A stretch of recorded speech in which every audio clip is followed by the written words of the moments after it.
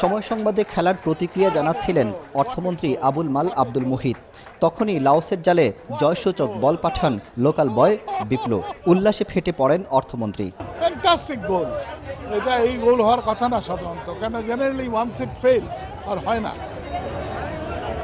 এর আগে বিকেল থেকেই স্টেডিয়ামমুখী দর্শকের ঢল। লাইন ধরে দর্শকরা ঢোকেন গ্যালারিতে। মাঠে ঢোকার আগে আকাশ সমান প্রত্যাশা ছিল সকলের। আমরা বড় প্রত্যাশা নিয়ে অনেক দূর থেকে আসছি, টিকিট তো পাইছি, অথচ খেলা দেখার জন্য।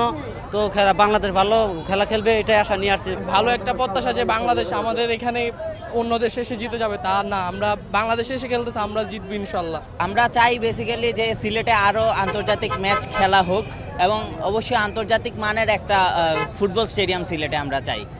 আশা করেছিলাম সেই পরিমাণ গোল হয় নাই, তারপরও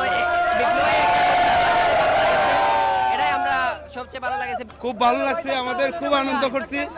বাংলাদেশে গোল করেছে, আরো আনন্দ লাগছে। বাংলাদেশ আজকে ম্যাচটা অনেক ভালো খেলেছে। আমরা এই প্রত্যাশায় যে বাংলাদেশ আমরা আরো ভালো কিছু করতে পারবে। মাঠে জয় তুলে নিয়েছেন ফুটবলাররা, আর গ্যালারিতে জয় হয়েছে দর্শকদের। এটি সিলেটের ফুটবলের চিরাচরিত নিয়ম। আগামী ম্যাচগুলোতেও দর্শকরা গ্যালারিতে এসে প্রিয় দলকে সমর্থন করে যাবেন, এটি প্রত্যাশা আয়োজকদের। আব্দুল আহাদ, সময় সংবাদ, সিলেট।